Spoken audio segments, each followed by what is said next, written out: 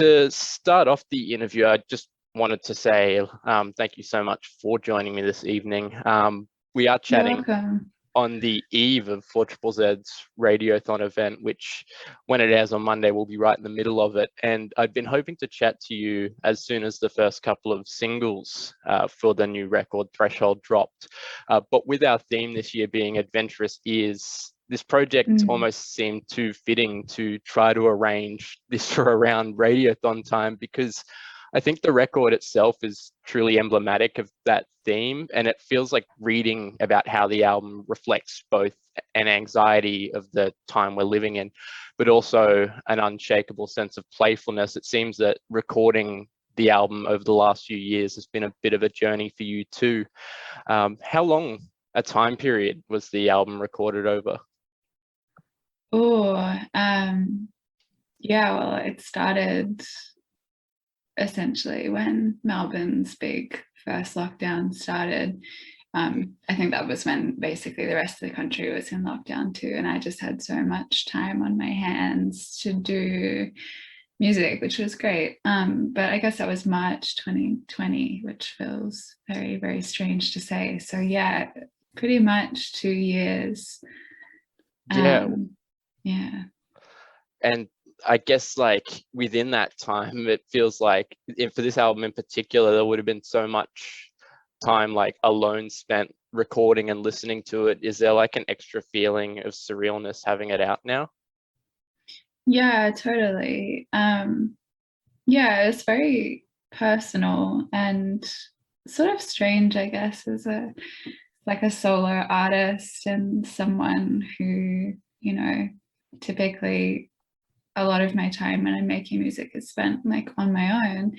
And at some point that might change, and I'd kind of love to do that, but for now it's just been like a lot of time on my own, and I don't have a studio, so just like being in my bedroom, and I can get a bit hermity at times, so it's not like I don't mind it, but it's like it's so insular, and then all of a sudden it's like out in the world and other people are listening to it, and it's definitely strange. Listening to the album, I could be completely wrong. I'll preface this by saying, but I get a real sense of spontaneity, in the sense that it feels like a real exploration of different sounds. Like you start with these really cool individual sounds and play around with them for a while, and then the structure and flow comes from there, which as a listener, at least with my reading into the album, it feels like a really cool experience, because it's like I'm coming along for this journey. Is that at all along the lines of your approach, or have I been thinking about it a little bit too much?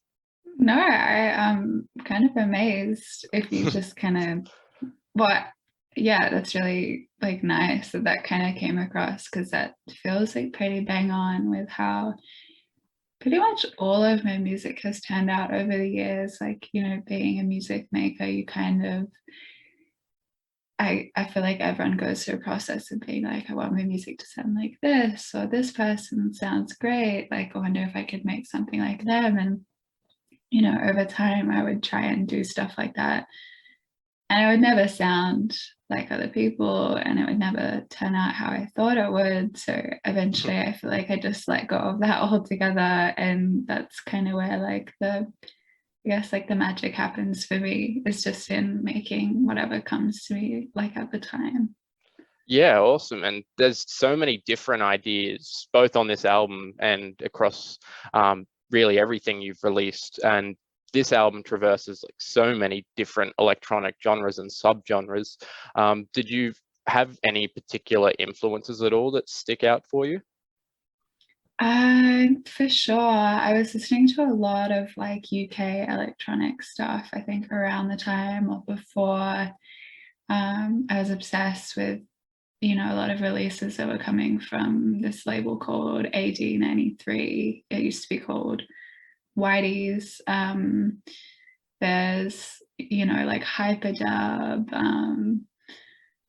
What else? Like my mind is blanking, but just like a lot of kind of more like left field electronic stuff that could feel like maybe fit for the dance floor, but not quite, like just stuff that's was really like unique for sure. And I guess it's really easy to draw a blank with those kind of left field electronic labels because there's so many of them these days. Like it feels like a real golden era, particularly over the last few years where people have had so much time. And I think solo music has especially flourished because it's sort of been necessitated for a lot of people. And to me, it's felt like electronic music and a lot of those genres you're referring to. And I've been following hyperdub closely for the last few years as well. There's just been such a wealth of great music. It's almost, it really, I said this in an interview I did last week about more ambient music, but also with the more electronic music, it almost feels daunting how much great music is coming out at the moment. Honestly, I wish I had been listening to more new music lately, but I've sort of, I don't know, yeah, I've taken a big break from listening to a lot of new music. So I would love any recommendations you have up your sleeve, because I feel like I've like traveled back into the past, you know, and I've been like exploring like older music lately. But yeah, I mean, music in general in like this day and age, there's just so much coming out all the time and so much talent, which I don't know, I feel like maybe it's a product of it being like a bit more accessible and people sort of taking advantage of the kind of thing I do, which is just like being in your bedroom and getting a copy of Ableton or something, giving it a go. It's cool. Yeah, definitely. And that point of accessibility is such a big one, I think. Not to even bother really entertaining that cliche, but the cliche of like our music used to be better or whatever. It's there's just so much music these days because like anyone can make music and anyone can release it, and someone could release music on the other side of the world and have a following of maybe 100 people, and you could still hear it on your side of the world one day later if you following the right person on the internet. But speaking of the influences, my co-host had one specific question. James, he's a very big fictional buff, and listening to the album, he wanted to ask about those sci-fi themes and ask if there was like any inspiration from sci-fi works outside of music at all. Honestly, I was smashing through heaps of movies at the time, and I don't know, I guess I had a real, what's the word? Like I didn't have a great like film sort of knowledge or background from like when I was growing up. I feel like I just didn't see a lot of these like amazing movies. So anyway, in lockdown, yeah, having so much time, I was just like watching like a movie a night, and I was watching like, yeah, like original Blade Runner, like The Fifth Element, or like The Repo Man or Donnie Darko. Like I do love weird sci-fi. One of my friends, like one of my best friends actually was like at a point where she was like, we're not watching any more sci-fi, like older sci-fi movies. Like, no. And I was like, okay, fine. So yeah, I think the movie actually influence definitely probably came through as well. Yeah. There's a few different songs on the album with numbers in the title, particularly in the context of Space Allen 100 and Space Allen 300. Is there like any symbolism at all to those numbers? Yeah, I guess I didn't think about it at the time. I'm not surprised people think there's symbolism now. I couldn't tell you where the titles came from. They were very spontaneous as well. But definitely, I'm sure, yeah, influenced by like sci-fi kind of films.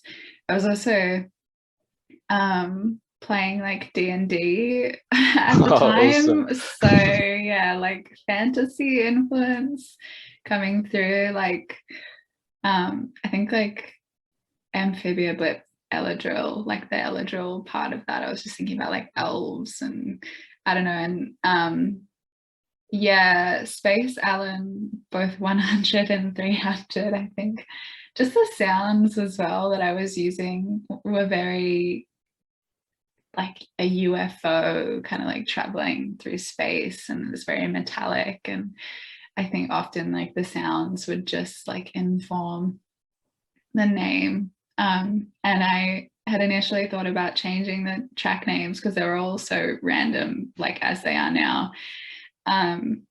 So I was like, I don't know whether I should keep these, but I'm glad I did in the end, because I think it's kind of, it's a bit more authentic with what they are and how I Yeah, made them. Yeah. yeah, they feel really true to like the theme and sound of the album as well.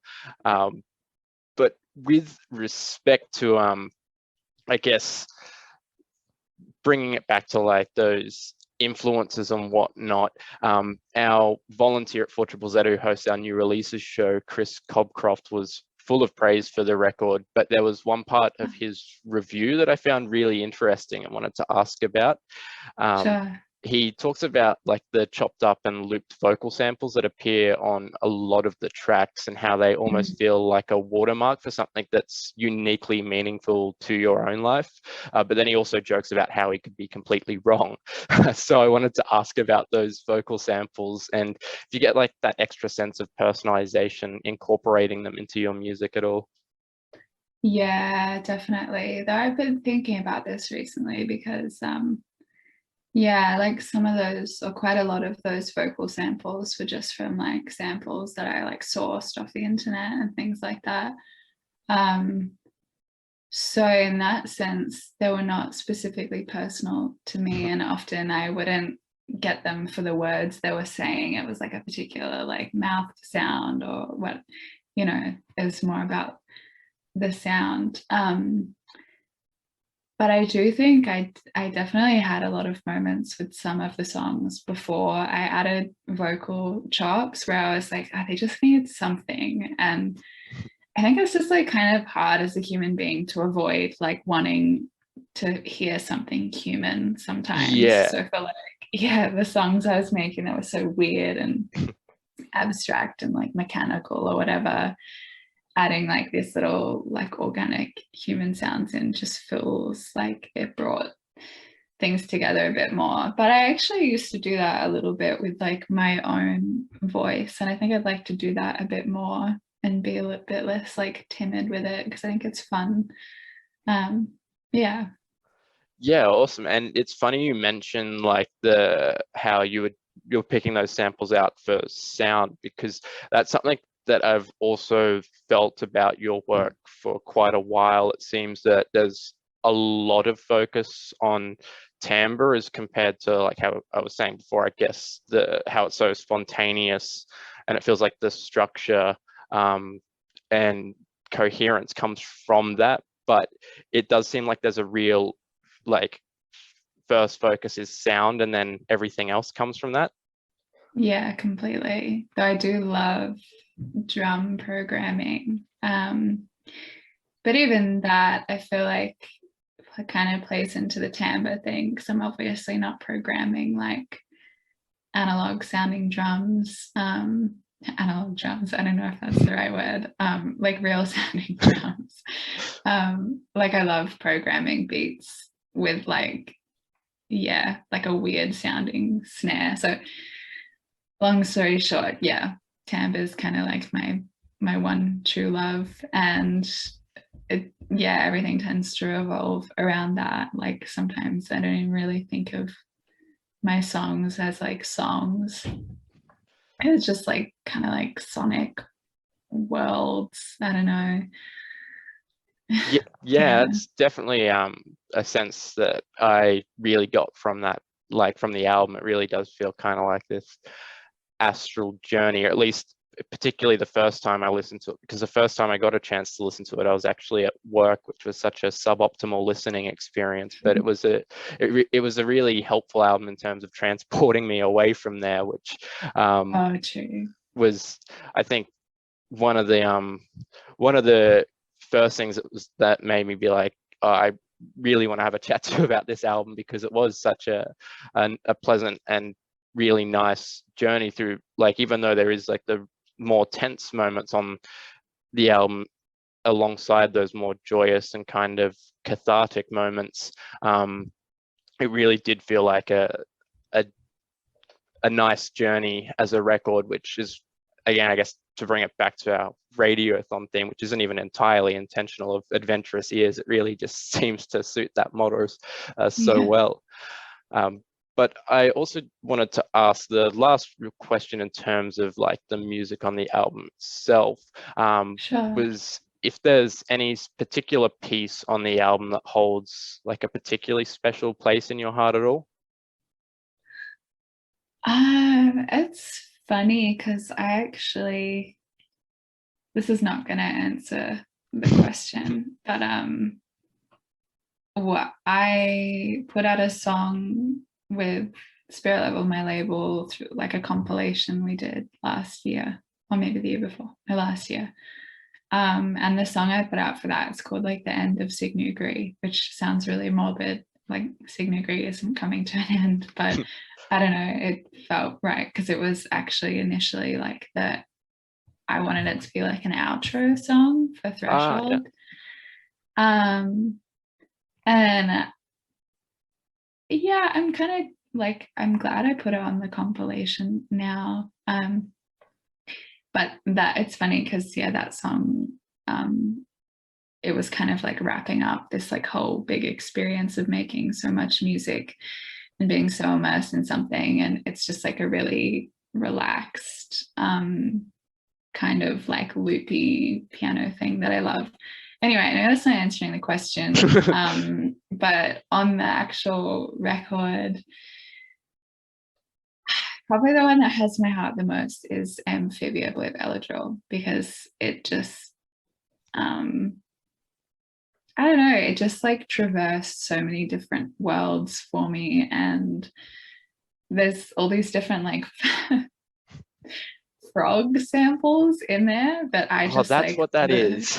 yeah, there's like heaps of them. There's like 8 tracks of like frogs, different sounds, because I just found these amazing recordings, and frog sounds like calls obviously have this like insane timbre, and there's so many different ones, and I just loved them. so yeah, that probably has my heart the most. I'm glad you referenced Spirit Level, because I actually wanted to ask about that, and how I've read that you've referred to them as in the past as it feels kind of like a support network, and I wanted to ask if you could like speak on that a bit, like what it's like being part of that community, both as an artist and on a more personal level, particularly in the context of the last few years, which was so isolating. Yeah, well, Spirit Level has been beautiful because I mean it's a label, like it's a record label, but it's not like a business, like it's very hard to make profit from music and things like this. So it's kind of just feels like a support network and an avenue for artists and all the artists on the label to sort of have their music heard, which has been really special to be a part of. And Tim, who runs the label, I think has just had such a nurturing sort of role in a lot of the artists on the or when all of the artists on the roster's sort of lives, and also the label's been sort of transitioning more and more toward the idea of community by sort of going away from social media. We have a big sort of like Discord server where people just talk and ask for advice and share music and things like that, which I would like to be a bit more active on. I've sort of fallen off the bandwagon. I've just been busy with other things. But yeah, I guess kind of like fostering the idea of just like music is an amazing community builder, and it just brings people together so quickly, and it gets really sad to see like the music industry focus so much on fame or money or Spotify streams, and if that's kind of like your main driving force as a music artist, I feel like it can really send you into like pretty serious mental health problems pretty quick, because it's like a ruthless kind of world. But if you can find like-minded people through music and share music just for the love of music and make it just for the love of it or for playing it, I think it's yeah, life just feels so much better. And I think that's kind of the it just feels right, or at least to me, you know, like it's never felt right focusing on music as like this big I don't know, potential like fame inducing thing. And anytime I have, it's just kind of made me real weird and sad. But as soon as I'm just like, hey, there's maybe 20 people who just like love my music and I can listen to their music, or we can do something together, it's so much more rewarding. Yeah. Yeah, it feels like such a really wholesome way, I guess, of like recontextualizing music as a pursuit, because I guess that was the very very traditional, very old idea of music, and I guess it still is in a lot of caste-based societies, but it just feels like such a nicer way to approach music, and a much better way to not make music produce bad human beings. But Yeah. back to Threshold, there was one other question I wanted to ask about that Sure. album, and that's who designed the artwork for it, because it's such a cool piece. I first, that was my first introduction to seeing it on Bandcamp, and I'd followed your music for a while, but I didn't Yeah. realize it was a new album from you until I actually looked under the cover, because the cover it really caught my eye immediately. Even if I hadn't known who you were as a musician, I would have listened to the album because it's such a cool album cover. Oh, that's awesome. Yeah, all my heart and praise to her name's Anita Urbanite. And I'm sorry, Anita, but yeah, clearly I don't know the pronunciation of her last name fully, but she was living and working in Melbourne, but she's recently moved back to Lithuania to be with family and friends. And she designed the cover art for Saliva, and we met through her taking my press shots 2 years ago. So the ones I'm still using now because I haven't updated them. So yeah, an amazing, multi-talented artist, and she just nailed the cover artwork straight off the bat. It was quite a weird experience because I guess working with a designer, I sort of gave her an idea of what I was looking for and what I was inspired by, and you sort of expect to go back and forth quite a few times and make a few drafts and give feedback. But yeah, Anita made essentially the cover art on, I think, the first draft. Wow. Yeah, and I remember getting kind of stuck because I felt like I had to be okay, so this is amazing, but where do we go from here? Do I want something else? Do I want something different? And we ended up going back and forth a bit, and I ended up just being no, you know what? The art's done. That's perfect. And it was, and it is, because she just made these worlds. I mean, as soon as I saw it, I was that's what the album is. It's you can travel to Chance to Overarch and just sit in this weird world, and maybe that's the pink swirly looking soft serve world on the cover of Threshold. Maybe that's Chance to Overarch. I was I don't know, but it looks like 4 different little planet / world things. Yeah, it just felt very fitting, and I love it. Yeah, I'm in love with the artwork too, so that makes me happy to hear that that's how you felt when you saw it. Yeah, cool. It really is just so like true to, in my eyes at least, the sound of the album. Like you, like you're so right, she absolutely nailed it. Like that, the fact that that's a first draft absolutely blows my mind, and I'm forever envious of anyone that can turn ideas into something visual like that on the first draft. That's just incredible to me. Uh, but because it is for Triple Z's Radiothon event and our theme is Adventurous Ears, I wanted to round out the interview by asking you if there is any particular song that that theme brings to mind for you. Yeah, I kind of just went with the first song that came to mind, which obviously is what you just asked, but it feels very fitting. It was, I think I was listening to this EP, yeah, around the very start of like the making process of Threshold. But there's this label in Shanghai called SVBKVLT, and they release some insane music. Anyway, there's these two artists. One's called Slickback and one's called Hi-Fi. It's HYPF11E, so I'm not sure how they like to pronounce it. But anyway, they collaborated on this EP called Slip B, I think. And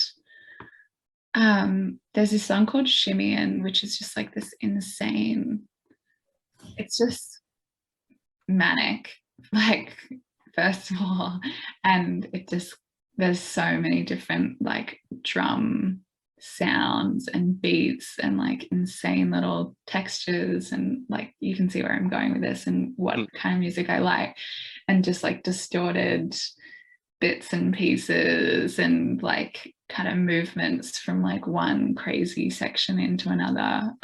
It's like, yeah, don't listen to it if you're ever feeling like really anxious or nervous, because it'll probably like tip you over the edge. But it's an amazing song. Yeah.